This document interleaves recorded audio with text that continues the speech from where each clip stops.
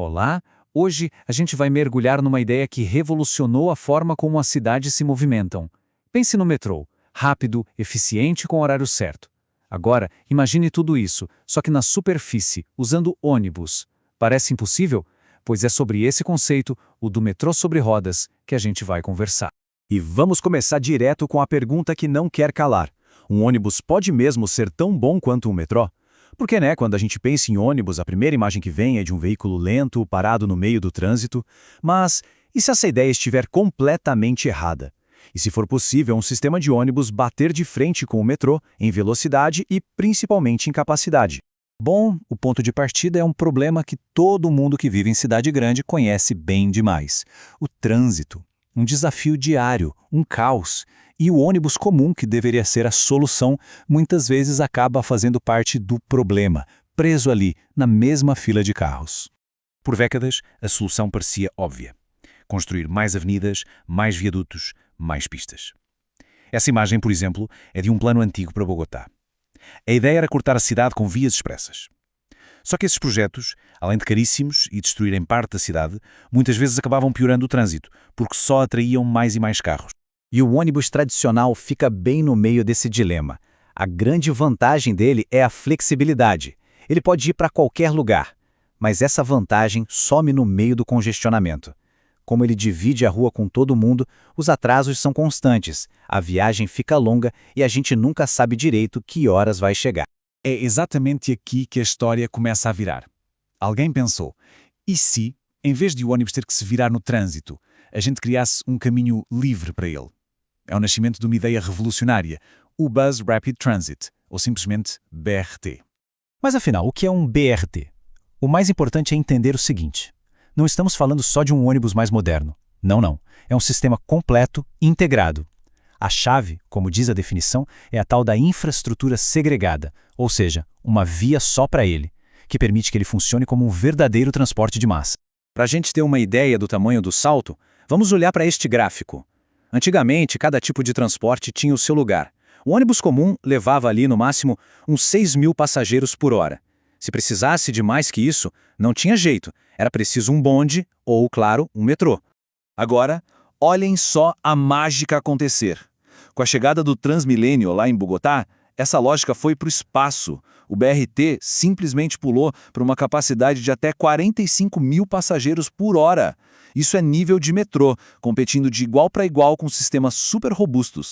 E essa tabela aqui, nossa, ela escancara o ponto. Dá uma olhada na comparação. O Transmilênio de Bogotá, um sistema de ônibus, transporta mais gente por hora que a famosa linha Victoria do metrô de Londres.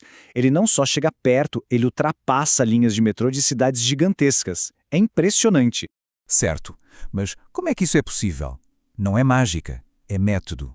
Existe uma receita, um conjunto de ingredientes que, quando combinados da forma certa, transformam uma simples linha de ônibus num verdadeiro metrô de superfície. E aqui estão os segredos da receita. Primeiro, as vias segregadas, o básico. O ônibus tem a sua própria pista, livre de trânsito. Depois, estações de verdade, fechadas, onde o pagamento é feito antes, como no metrô.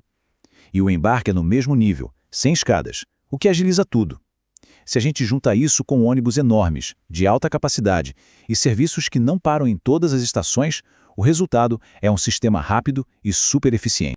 E o mais legal é que essa receita não ficou só na teoria. 2 cidades aqui na América Latina viraram exemplos para o mundo todo de como fazer isso dar certo. Vamos dar uma olhada em como Curitiba e Bogotá lideraram essa revolução. Tudo começou aqui, no Brasil. Curitiba, lá nos anos 70, foi a grande pioneira. E a sacada deles não foi só criar um corredor de ônibus, mas integrar o sistema de transporte com todo o planeamento da cidade. Foi uma visão de futuro incrível. O plano de Curitiba foi genial. Em vez de deixar a cidade se espalhar sem controlo, a ideia foi direcionar o crescimento para acontecer ao longo dos grandes eixos de transporte. E foi o que fizeram. O transporte público não apenas serviu a cidade, ele ajudou a desenhar a cidade. A inovação mais famosa de Curitiba, que todo mundo reconhece, são as estações tubo, uma solução brilhante e de custo relativamente baixo que resolveu 2 problemas de uma vez: o pagamento da passagem antes do embarque e a entrada no ônibus no mesmo nível da plataforma.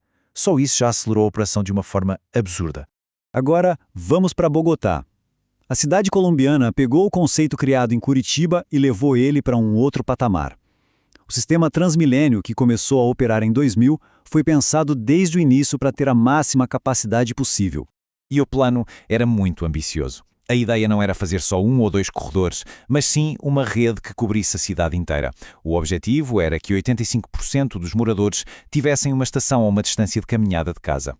E o que foi construído é igualmente impressionante. A grande inovação de Bogotá, o pulo do gato deles, foi incluir faixas de ultrapassagem nas estações. Isso permite que os ônibus expressos, que não param em todos os pontos, passem direto pelos ônibus que estão parados, aumentando muito a velocidade e a capacidade do sistema como um todo. E qual foi o impacto disso na vida das pessoas? Esse número aqui é poderoso. Logo na primeira fase, o Transmilênio conseguiu reduzir o tempo de viagem dos passageiros em 32%. Pensa só, isso é mais tempo em casa, mais tempo com a família, mais tempo para viver e muito menos tempo perdido no trânsito. Então, o que a gente pode tirar disso tudo? O legado desses sistemas vai muito, mas muito além de só levar pessoas de um lado para o outro mais rápido. O ponto central está aqui, nesta comparação. O metrô é uma solução fantástica, ninguém duvida. Mas o custo é astronómico e a construção leva décadas. O BRT, por outro lado, entrega uma capacidade parecida por uma fração do custo e num tempo muito, muito menor. E isso faz com que um transporte de massa de alta qualidade se torne uma opção viável para muito mais cidades pelo mundo.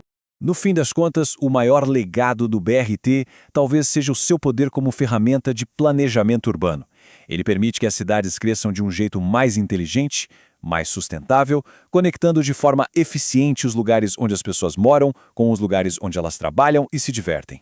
E a gente encerra com essa citação de John Stuart Mill, que parece que foi escrita para essa história. O grande avanço do BRT não foi inventar um ônibus melhor, mas sim provocar uma mudança fundamental na maneira de pensar a mobilidade na cidade. A prova de que, com a ideia certa, um ônibus pode sim ser tão eficiente quanto o metrô.